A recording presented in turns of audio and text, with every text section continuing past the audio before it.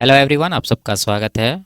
RRB NTPC 2019 का CBT 1 का maths का सॉल्यूशन कर रहे हैं, जिसमें 28 दिसंबर 2020 से 11 मार्च 2021 तक जितने भी शिफ्ट में एग्ज़ाम हुए सभी शिफ्ट के सॉल्यूशन कंप्लीट हो चुके हैं।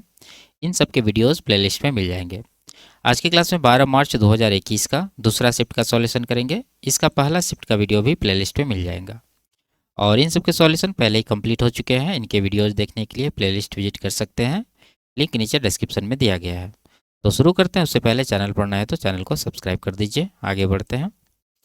पहला सवाल है, यदि 12,000 की एक राशि एक निश्चित साधारण ब्याज की दर पर 5 वर्ष में 15,000 हो जाती है तो ब्याज की वार्षिक दर ज्ञात कीजिए। ठीक है, देखिए ब्याज की दर निकालना है तो हम लोग को पहले ब्याज निकालना पड़ेगा। आप 15,000 में से 12,000 घटा के ब्याज निकाल सकते हैं, नहीं तो यहाँ पर कटा दीजिए।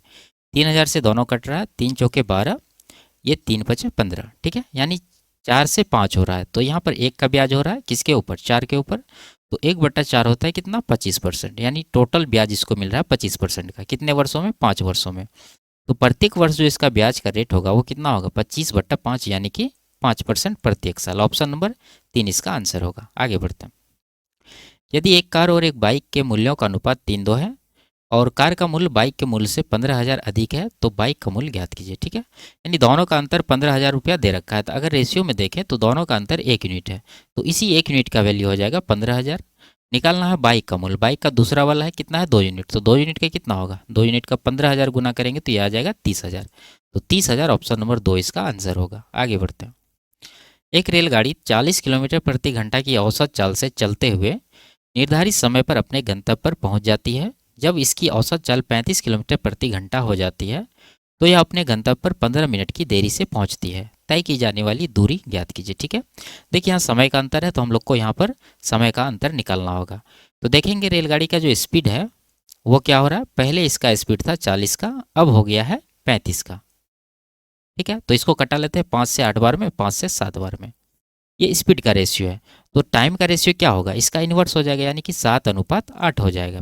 अगर हम लोग यहाँ देखें तो अगर ये 40 के स्पीड से चल रहा है तो 7 यूनिट टाइम लग रहा है, अगर 35 के चल रहा है तो ये 8 यूनिट का टाइम लग रहा है। यानी टाइम यहाँ पर ज़्यादा लग रहा है। कितना ज़्यादा लग रहा है, अंतर 1 यूनिट का है।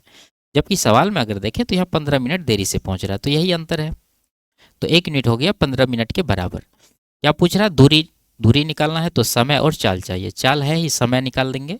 तो ये 15 यूनिट जो है किस में रखा आएगा, अगर इसमें रखेंगे तो 105 आएगा, जो कि पूरा पूरा घंटा में नहीं आ रहा है। अगर इसमें रख दें 8 यूनिट में तो कितना आएगा, 8, 15 गुना 8, 120 मिनट, जिसको हम लोग बोल सकते हैं क्या, 2 घंटे। अब देखिए स्पीड यहाँ पर 35 था, टाइम आया है 2 घंटा, तो दूरी कितना होगा, स्पीड गुना टाइम, यानी कि 35 गुना 70 किलोमीटर का इसका दूरी आएगा। ऑप्शन नंबर 3 में दे रखा है। आगे बढ़ते हैं। दो संख्याओं का योग 10 है और उनके वर्गों का अंतर 60 है। संख्याएं ज्ञात कीजिए। ठीक है, ठीक है, ऑप्शन से उठा लीजिए। ये दोनों अगर उठाएं तो दोनों का योग 10 हो रहा है, लेकिन वर्गों का अंतर 36 माइनस 16, ये 60 नहीं हो रहा है, ये नहीं होगा। यहाँ पर 64 माइनस 4, 60 हो रहा है वर्गों का अंतर, ये इसका आंसर होगा। आपको बनाना है तो 2 नंबर मान लीजिए, ए और बी है, दोनों का योग 10 है तो ए प्लस बी हमारा हो जाएगा 10, और दोनों के वर्गों का अंतर 60 है, यानी ए स्क्वायर माइनस बी स्क्वायर बराबर हो जाएगा 60। फिर इसको डिवाइड करेंगे, ए माइनस बी आएगा, फिर सॉल्व करके ए बी का वैल्यू निकाल लीजिए। ठीक है, आगे बढ़ते हैं। एक भिन्न का हर उसके अंश से 3 अधिक है। यदि अंश और हर में 4 की वृद्धि की जाती है तो इस प्रकार प्राप्त भिन्न 4/5 के बराबर होती है। मूल भिन्न ज्ञात कीजिए। ठीक है, देखिए इसको ऑप्शन से बना लेंगे। यहाँ अंश और हर का अंतर 3 होना चाहिए, यहाँ भी 3 है, यहाँ 3 है, यहाँ 3 है, सब जगह 3-3 का अंतर है। ठीक है, अब यहाँ अंश और हर प्रत्येक में 4 का वृद्धि किया जाता है, तो हम लोग अगर देखें पहला ऑप्शन में 4 वृद्धि करके तो कितना बन रहा है, ये 8×4 12, इधर बन रहा है 11×4 15। कटाएंगे 3 से 4 बार में, 3 से 5 बार में, 4/5 आया है, यहाँ भी 4/5 आना चाहिए, तो यानी आ गया, इसका मतलब यही इसका आंसर होगा। ठीक है, अगर ये नहीं आता तो आगे हम लोग चेक करके निकालते। ठीक है, आगे बढ़ते। 3 संख्याओं का योग 253 है। यदि पहली संख्या दूसरी संख्या से दोगुनी और तीसरी संख्या पहली संख्या की 1/3 है तो दूसरी संख्या ज्ञात कीजिए। मान लेते हैं 3 नंबर है, पहला, दूसरा, तीसरा। ठीक है, इसमें क्या कर रहे हैं कि पहली संख्या दूसरी संख्या से दोगुनी है। अगर दूसरी संख्या को 1 यूनिट माने तो ये कितना होगा, इसका 2 गुना है तो 2 यूनिट हो जाएगा। आगे कह रहा है तीसरी संख्या पहली संख्या की 1/3 है।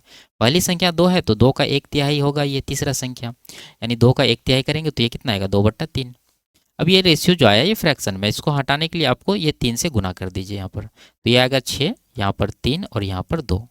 तीनों का योगफल दे रखा है सवाल में हमारे पास, तो तीनों का योगफल यहाँ से कितना आ रहा है, 6 3 9 2 11, 11 यूनिट का वैल्यू हो जाएगा 253। ये कितना गुना है, 11 दूना 22, 11 तिया 33, 23 गुना है। क्या पूछ रहा है, दूसरी संख्या क्या है, 3 है, तो 3 यूनिट का वैल्यू 23 तिया 69 हो जाएगा। ऑप्शन नंबर 3 में दे रखा है। आगे बढ़ते हैं। क्रमशः 4 सेंटीमीटर और 8 सेंटीमीटर आंतरिक और बाह्य व्यास वाले एक खोखले गोले को पिघलाकर एक शंकु बनाया जाता है, जिसके आधार का व्यास 8 सेंटीमीटर है। शंकु की ऊंचाई ज्ञात कीजिए। ठीक है, देखिए दोनों का आयतन को हम लोग बराबर कर देंगे तो शंकु का ऊंचाई आ जाएगा। शंकु का आयतन होता है 1/3 पाई आर स्क्वायर एच, तो 1/3 पाई देंगे। आर कितना है, देखिए यहाँ व्यास 8 दे रखा तो आर हो जाएगा 4, तो 4 का स्क्वायर 16 लगा दीजिए। एच निकालना है तो एच को एच रहने देंगे। अब यहाँ पर आएंगे गोला का आयतन होता है 4/3 पाई इंटू आर क्यूब होता है। तो यहाँ पर आंतरिक और बाह्य दोनों त्रिज्या दे रखा है, तो दोनों का हम लोग आंतर लेंगे क्यूब करके। तो आंतरिक देखिए व्यास दे रखा है तो इसका आधा कर दीजिए, ये 2 हो जाएगा, इस ये कितना हो जाएगा, 4 हो जाएगा। तो बाह्य जो त्रिज्या है 4 है, तो 4 का क्यूब कितना होगा, 64 माइनस 2 का क्यूब 8 हो जाएगा। यहाँ से कटाएंगे पाई, पाई कट जाएगा, 3 3 भी काट दीजिए, 4 से ये कट जाएगा 4 बार में। ठीक है, तो एच का वैल्यू कितना होगा, 64 माइनस 8, ये आ जाएगा 56 और नीचे 4, 4 से कटाएंगे ये 14। ऑप्शन नंबर 3 में दे रखा है।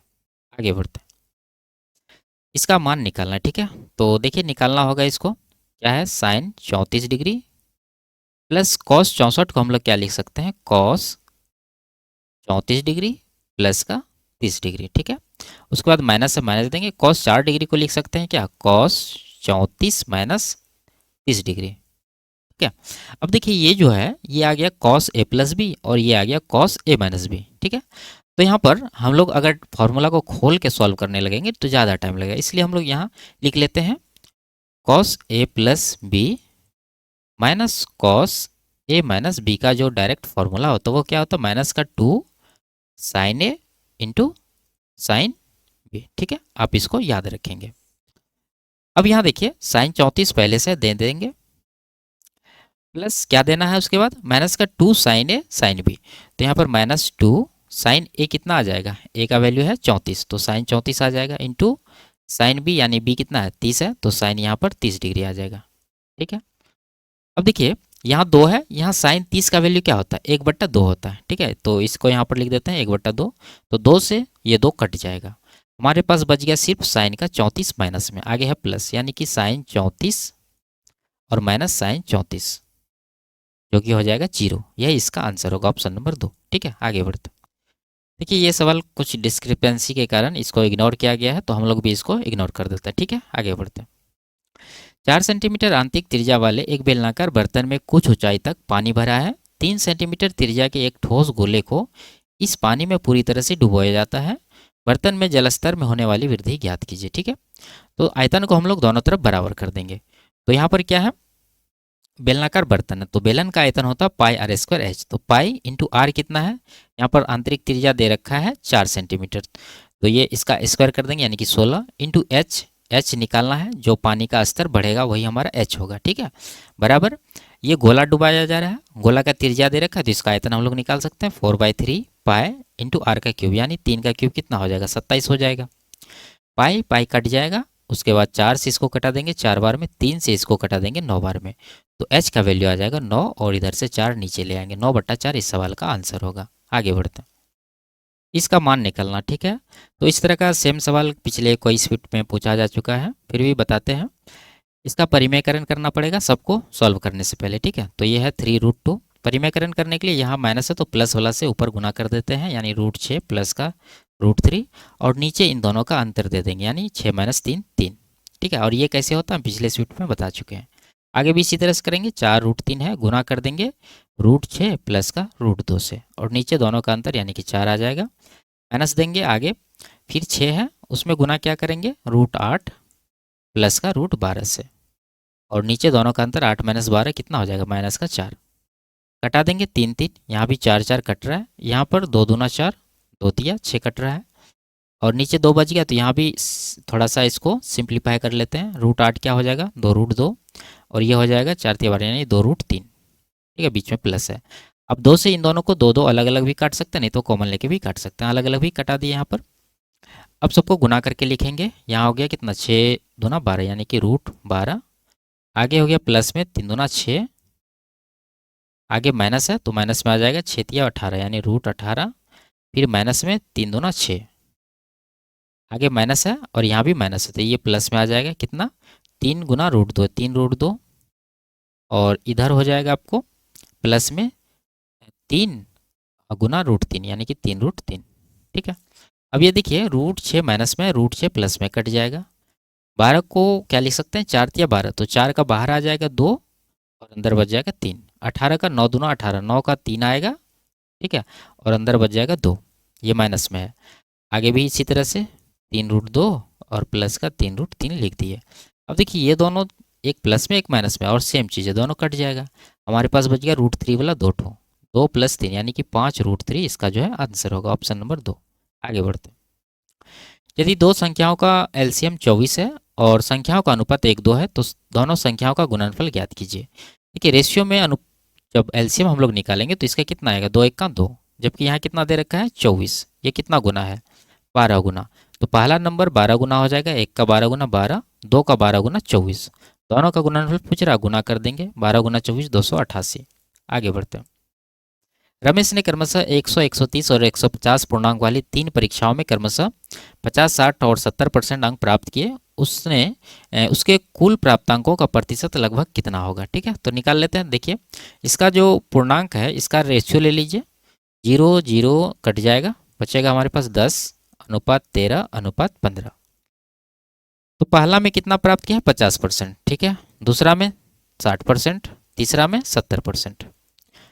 तो ओवरऑल निकालना है तो हम लोग क्या करेंगे, कोई एक उठा लेंगे, तो बीच वाला हम लोग उठा लेते हैं 60%। उसके बाद इसमें जोड़ देंगे जो डिफरेंस आएगा, क्या आएगा, यहाँ पर देखिए 60 से तुलना करिए 50 को, ये 10 कम है, 10 कम है, लेकिन इसका क्वांटिटी कितना है 10 है, तो 10 × 10 100 हो जाएगा। ठीक है, तो माइनस में यहाँ पर 100 देंगे। उसी तरह से 70 को भी कंपेयर करिए 60 से, तो 10 अधिक है, इसका क्वांटिटी कितना है 15 है, तो 15×10 150 आ जाएगा प्लस में। और ये जो डिफरेंस आया है इसको टोटल क्वांटिटी में डिवाइड करेंगे, कितना हो रहा है जोड़ के, 10 13 23, 23 और 15, ये आ जाएगा 38। ठीक है, तो ये आ जाएगा आपका 60% और प्लस का ये 50/38। ठीक है, तो कटाएंगे 2 से 19, 2 से 25, 19 से डिवाइड कर देंगे इसको, 19 × 19 60 हो गया, 19×3 = 57। ठीक है, तो इतना के करीब आ रहा है, तो 60 × 61.3, ऑप्शन नंबर 3 में दे रखा है। आगे बढ़ते हैं, इसका मान निकालना। ठीक है, तो देखिए यहाँ पर 21 से 30 तक के स्क्वायर का योग पूछा जा रहा है। ठीक है, तो हम लोग इसको कैसे निकालेंगे, 1 से 30 तक का स्क्वायर का योग निकालेंगे, उसमें 1 से 20 तक का स्क्वायर का योग हम लोग क्या कर देंगे, माइनस कर देंगे। ठीक है, तो हमारा आंसर आ जाएगा। और स्क्वायर का योग निकालने का जो फॉर्मूला होता है वो क्या होता है, n×n+1 × 2n+1/6। ठीक है, तो हम लोग 1 से 30 तक जब निकालेंगे तो n का वैल्यू क्या हो जाएगा, 30 हो जाएगा, तो सब जगह 30 पड़ेगा। तो पहला हो जाएगा 30 × n+1 यानी 30 + 1 31 गुना 30 × 60 61/6, उसमें माइनस कर देंगे। अब n का वैल्यू क्या हो जाएगा, 20 हो जाएगा। ठीक है, 20 तक का निकाल रहे हैं तो हो जाएगा 20 × 20 + 1 21 गुना 20 × 40 41, नीचे आ जाएगा 6। अब यहाँ पर कटाइए 6 से 5 बार में, और 3 दूना 6, 3 7 21, 2 से 10 बार में। ठीक है, अब यहाँ पर देखिए इकाई अंक सबका सेम ही है तो गुना करना पड़ेगा।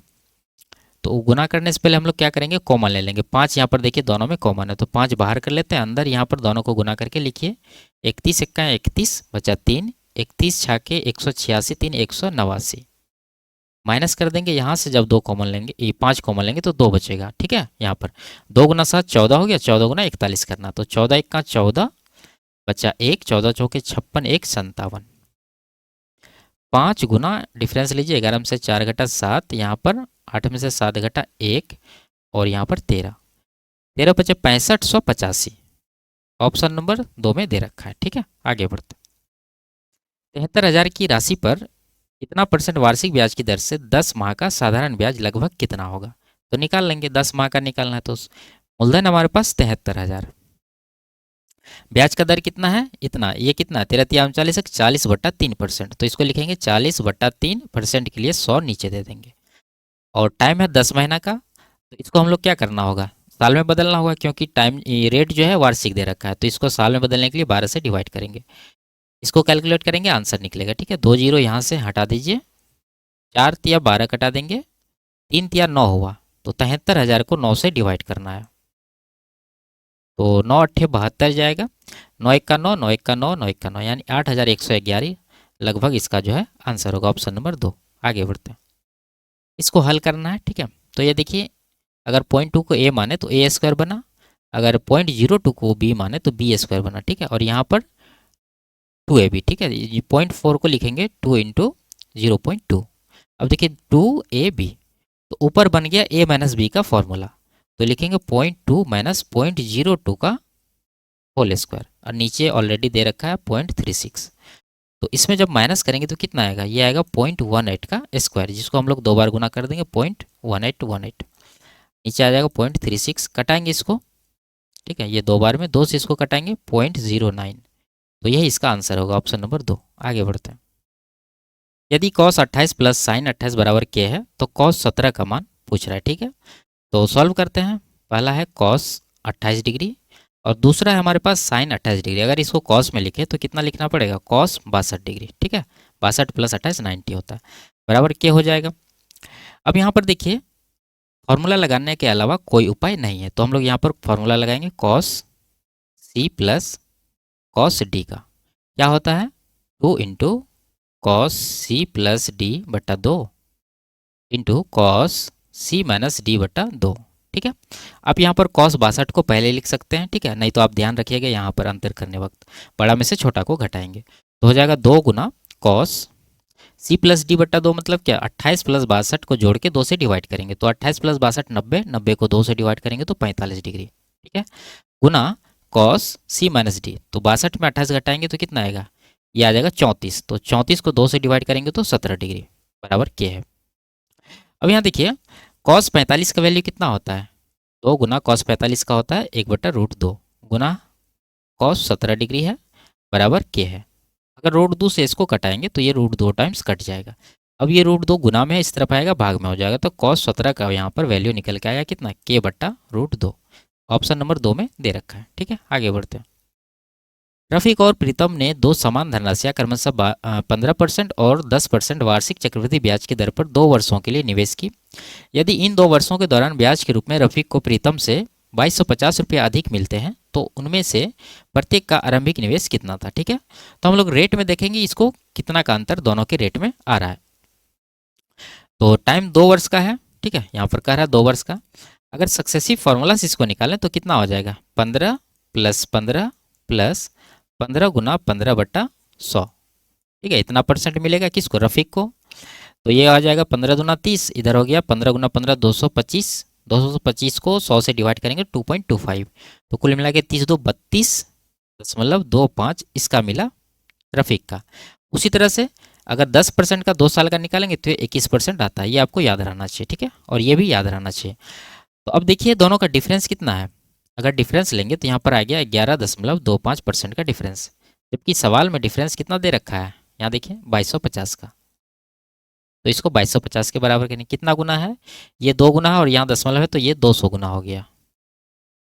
पूछ रहा मूलधन यानी 100% का वैल्यू निकालना, तो इसका भी 200 गुना करेंगे तो 20,000 रुपया जो है इसका आएगा। ऑप्शन नंबर 4 में दे रखा है। आगे बढ़ते हैं। एक आयत की लंबाई 30 सेंटीमीटर है और इसकी चौड़ाई इसकी लंबाई के 2/3 के बराबर है, तो इसका चौड़ाई कितना होगा, 30 का 2/3 करेंगे तो 3 दाही 30, 10 दूना 20 आ जाएगा। ठीक है, 20 सेंटीमीटर आयत का चौड़ाई हो गया। उस वर्ग का क्षेत्रफल ज्ञात कीजिए जिसका परिमाप उक्त आयत के परिमाप के बराबर है।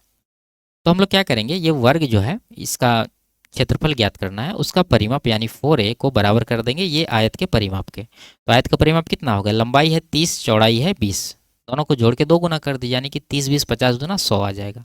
4 से कटाएंगे 25, ए का वैल्यू आ गया 25। क्षेत्रफल निकालना यानी ए स्क्वायर कर देंगे तो कितना आ जाएगा, 625।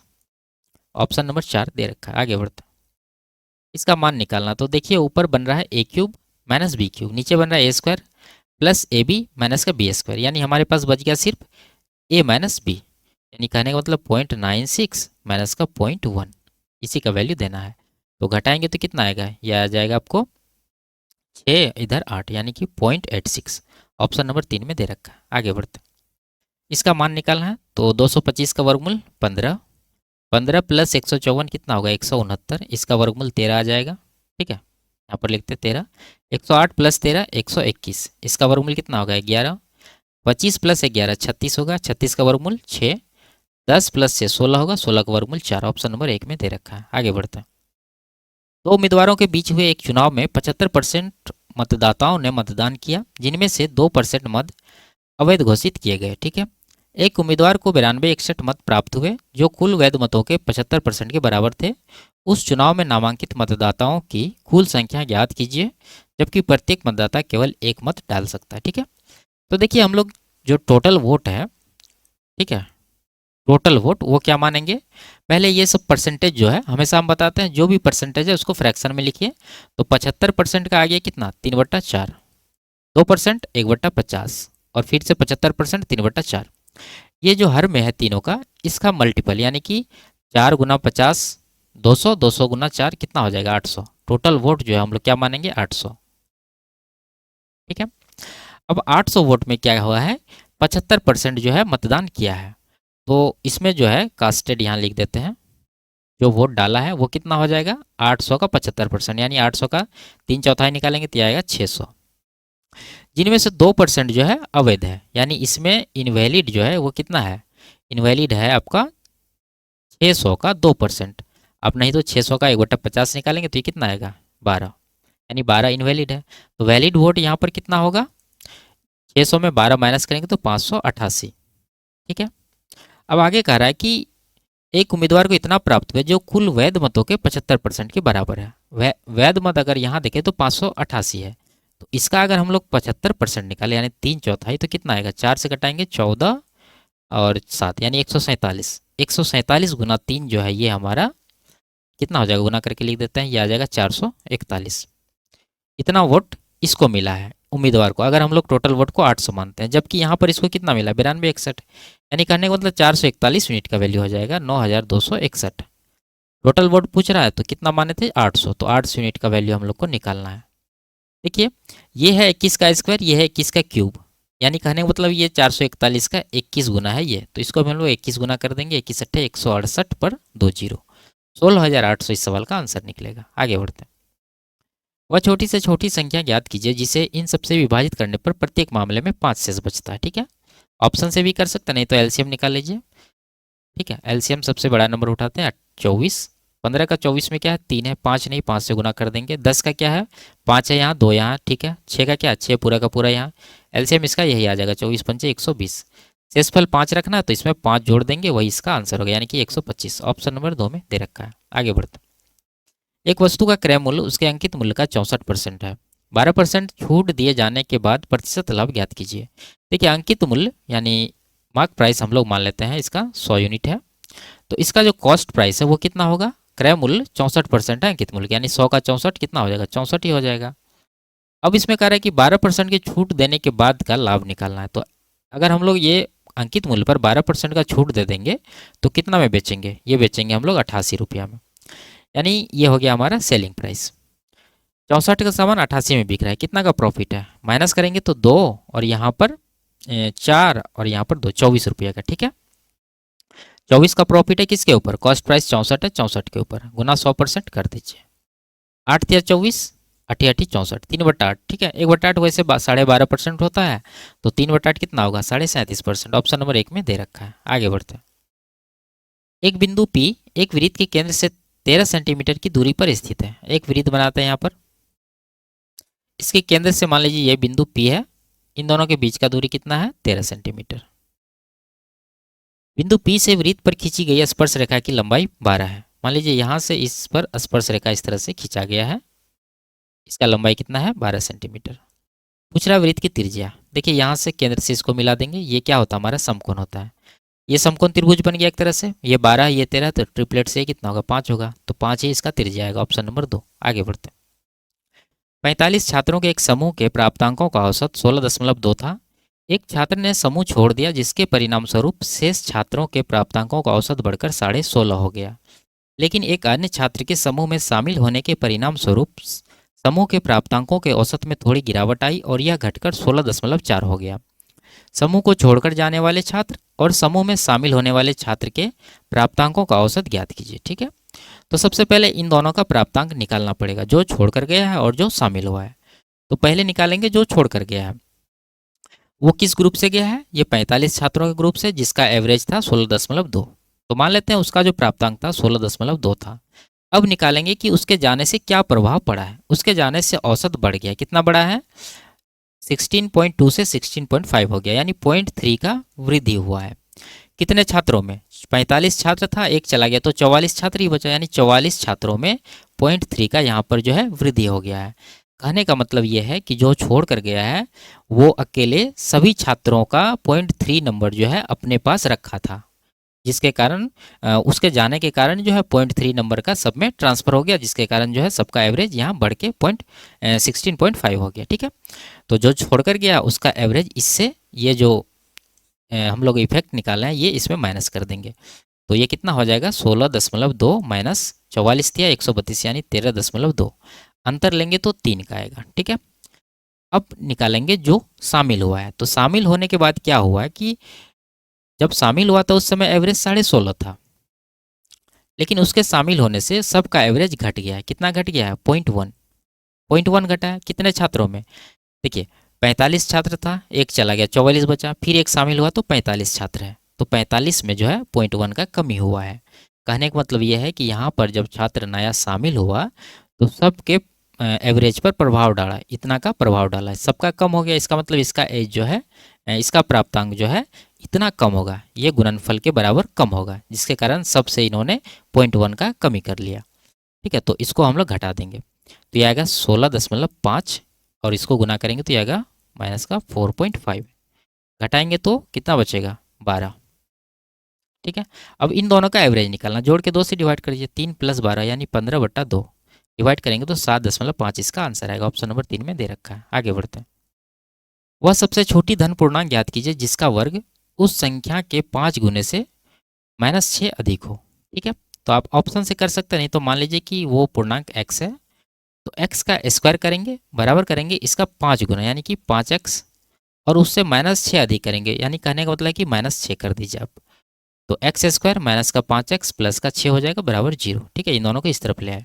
अभी ये द्विघात समीकरण बन गया। तो 5 को इस तरह से तोड़ना है कि गुणनफल +6 है और जोड़ने या घटाने के बाद इतना आ जाए। तो ये आ जाएगा -3 -2, 3 2 -5, 3 दूना 6। तो ये आंसर नहीं होता, इसका चिन्ह हम लोग बदल देते हैं, +3 आ जाएगा, +2 आ जाएगा। 2 नंबर आया है तो छोटा वाला पूछ रहा, तो सबसे छोटा कौन सा है? 2, तो 2 ही इसका आंसर होगा। आगे बढ़ते हैं।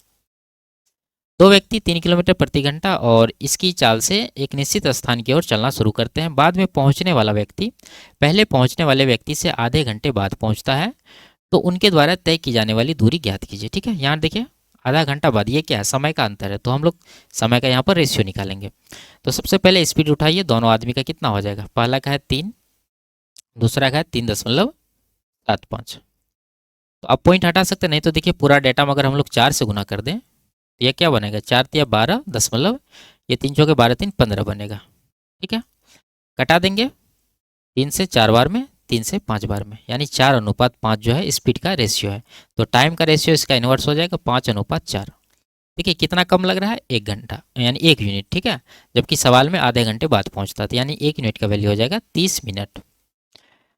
अब दूरी निकालना है तो चाल चाहिए और समय, चाल मिला हुआ है, समय निकालेंगे। समय अगर इसमें रखें 30 का वैल्यू तो 150 होगा, 2.5 घंटा। यहाँ पर अगर रखेंगे तो ये कितना होगा? 3 चौके 12 यानी 120 मिनट, जो कि हो जाएगा हमारा 2 घंटा। अब इधर का टाइम निकालना है तो इधर का चाल लेना पड़ेगा, ये वाला है इसका चाल और ये समय है। तो इस चाल से ये समय में कितना दूरी कवर करेगा? इसका 2 गुना कर देंगे, 3 दूना 6, 1 7 यानी 7.5 किलोमीटर इसका जो है डिस्टेंस होगा। ऑप्शन नंबर 1 में दे रखा है। आगे बढ़ते हैं। जॉन जेसी की तुलना में केवल 40% कार्यकुशल है। यदि जॉन अकेले किसी कार्य को 35 दिन में पूरा कर सकता है तो वे दोनों एक साथ मिलकर उसी कार्य को कितने दिन में पूरा कर लेंगे? ठीक है, लिखते हैं जॉन और जेसी। यहाँ देखिए 40% दे रखा है, इसका फ्रैक्शन 2/5 होता है, यानी जेसी अगर 5 यूनिट काम कर रहा है तो जॉन 2 यूनिट काम करेगा। ये कार्यक्षमता का अनुपात है। अब देखिए कह रहा है जॉन अकेले कार्य को 35 दिन में करता है, तो यहाँ से हम लोग टोटल वर्क आराम से निकाल सकते हैं। जॉन का कार्यक्षमता उठाएंगे 2 है और ये 35 दिन लगाता है, तो इतना हो गया टोटल वर्क। अब इस वर्क को कह रहा है कि दोनों साथ में मिलकर कितने दिन में करेगा, तो दोनों का जो एफिशिएंसी है इससे डिवाइड कर दीजिए। 2 + 5 7 से इसको डिवाइड करेंगे, 7 से कटेंगे 5 बार में, 5 दूना 10 दिन जो है इसका आंसर होगा। Option number 4। आगे बढ़ते। यदि ये दिए रखा है तो अल्फा का मान पूछ रहा है। ठीक है, देखिए यहाँ पर आप याद रखिए, लिख देते हैं यहाँ पर 1 + 10a इंटू 1 प्लस 10b बराबर 2 हो, तो यहाँ से a प्लस बी जो होता है वो कितना होता है, 45 डिग्री होता है। ठीक है, आप इसको नोट कर लीजिए अगर आपको पता नहीं है तो। ठीक है, तो यहाँ देखिए वही फॉर्म बन रहा है, ये हो गया हमारा a और ये हो गया हमारा b, तो दोनों का योग कितना होना चाहिए, 45 डिग्री, यानी अल्फ़ा प्लस 4 अल्फ़ा बराबर 45 डिग्री कर देंगे। तो यहाँ से हो गया अल्फ़ा का कितना, 5 9 45 यानी 9 डिग्री। ठीक है, तो 9 डिग्री का पूछ रहा है, लेकिन यहाँ रेडियन में दे रखा है, तो इसको हम लोग पाई बट्टा 180 से गुना कर देंगे। 9 से कटाएंगे 20, यानी पाई बट्टा 20 जो है इसका आंसर होगा। ठीक है, अगर आपको निकालना तो इसको गुना करके फॉर्मूला लगा दीजिए, आ जाएगा आंसर। ठीक, इसमें क्या कह रहा है, एक्स के किस मान के लिए इसका मान न्यूनतम होगा। ठीक है, देखिए ये सवाल डिफरेंशिएशन के चेन रूल से सॉल्व होगा। ठीक है, वैसे ये नहीं पूछा जाना चाहिए, अगर पूछ ही दिया तो इसको हम लोग वैल्यू पुट करके सॉल्व करेंगे। ठीक है, और वैल्यू पुट करने से पहले आपको एक बात ध्यान रखनी है कि वैल्यू पुट करते समय क्वेश्चन और उसके ऑप्शंस पे नज़र बनाए रखना है। ठीक है, तो यहाँ देखिए A1 A2 A3 से लेके कहाँ तक है, AN तक है। अगर हम लोग सबको जीरो के बराबर कर दें, यानी A1 बराबर A2 बराबर A3 बराबर AN तक जो है जीरो के बराबर कर दें, और उसके बाद आप ऑप्शन देखेंगे तो सारा ऑप्शन जो है जीरो हो जाएगा, क्योंकि अगर सब जीरो लिए हैं तो ये भी जीरो हो जाएगा, ये भी जीरो हो जाएगा, ये भी सारा जो है जीरो हो जाएगा। तो हम लोग डिफ्रेंशिएट नहीं कर पाएंगे कि इसका आंसर कौन सा ऑप्शन होगा। तो हम लोग इसको एक के बराबर करेंगे, यानी A1 बराबर A2 बराबर A3, इसी तरह से चलते जाएगा AN तक, इसको हम लोग एक के बराबर करेंगे। ठीक है, अगर इसको एक के बराबर करेंगे तो ये वाला पद क्या बनेगा, ये बनेगा x माइनस 1 का होल स्क्वायर, उसी तरह से फिर x माइनस 1 का होल स्क्वायर, इसी तरह से जाएगा कहाँ तक, n तक है।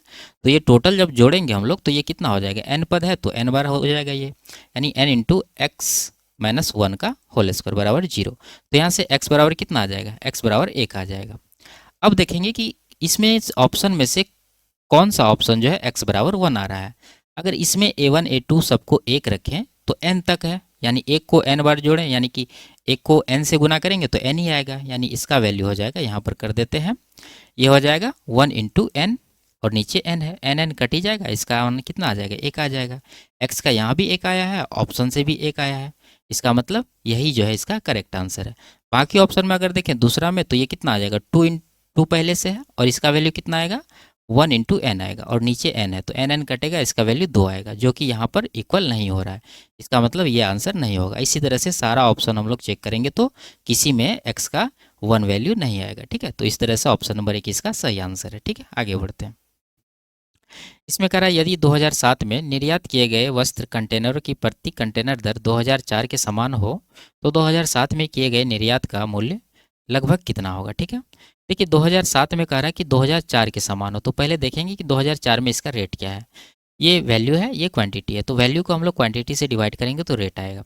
तो वैल्यू है यहाँ पर 2004 में 340, और क्वांटिटी है इसका 400, तो ये हो गया हमारा रेट, प्रति कंटेनर का रेट।